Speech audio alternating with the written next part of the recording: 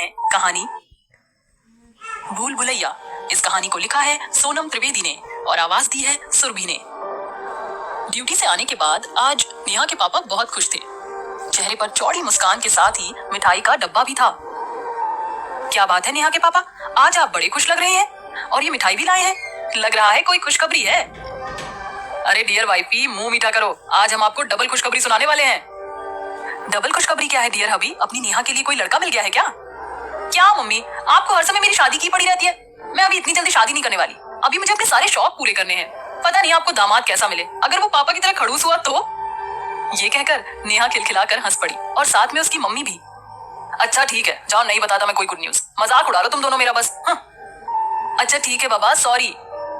नेहा की मम्मी बोली। नहीं नहीं, पहले हंस लो तुम माँ बेटी, फिर मुझसे पूछना। ठीक है मत बताइए। नेहा चलो बेटा, हम खाने की तैयारी करते हैं। हाँ मम्मी चलो, मुझे भी नहीं जानना। अरे बताता हूँ, रुको तुम दोनों।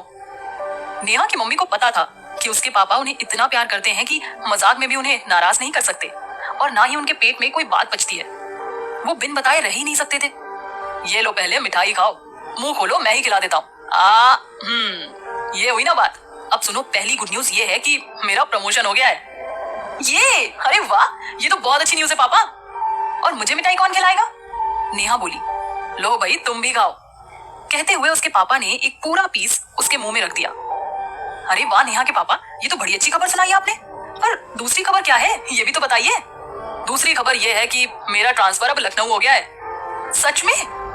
अरे हाँ भाई सच में, झूठ क्यों बोलूंगा। अरे वाह पापा, मतलब अब मैं भूल भुलैया, छोटा इमामबाड़ा, घंटाघर, रेजिडेंसी सब घूम पाऊंगी। लो भाई, इस लड़की का तो कुछ नहीं हो सकता। अभी सिर्फ न्यूज सुनाई और ये पहले ही प्लान बना के बैठ गई कि इसे उस पुरानी भूतिया जगहों पर घूमने जाना है। बेटा ये तुम्हारा शौक भी ना तुम्हारी तरह ही है, एकदम अनोखा और रहस्यमयी। हाँ पापा वो तो है। और वो जो गाना है ना, हम तो भाई ऐसे हैं ऐसे रहेंगे, वो मेरे लिए ही बना है। यही कहकर नेहा अपनी मम्मी को पकड़ के नाचने लगी। अच्छा ठीक है, अब अगर तुम दोनों ने नाच गा लिया हो तो मुझे एक कप चाय मिलेगी क्या? पापा आज आपके लिए चाय मैं बनाऊंगी। बेटा चीनी थोड़ी कम डालना, तेरे पापा ने चीनी का कोटा नहीं ले रखा है। रहने दो, मैं नहीं बनाती चाय। जाइए मम्मी, आप ही चाय बना के लाइए, तब तक मैं अपनी फ्रेंड्स को ये खुशखबरी देती हूँ।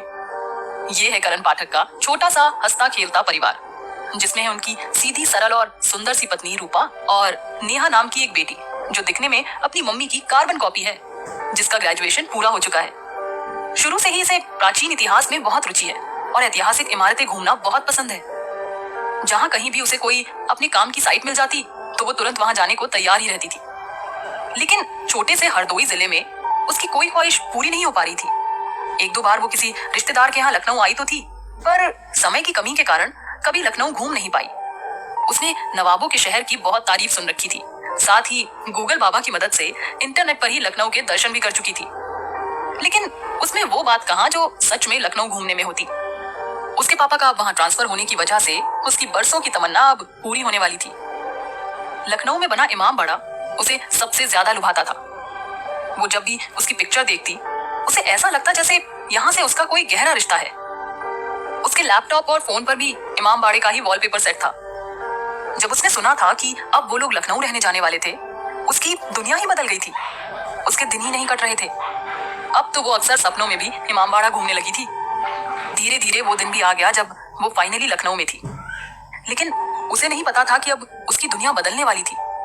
जो इमामबाड़ा रात दिन उसके सपनों में आता है, वही उसका काल बनने वाला था। आगे के भाग सुनने के लिए सुनते रहें प्रतिलिपि FM।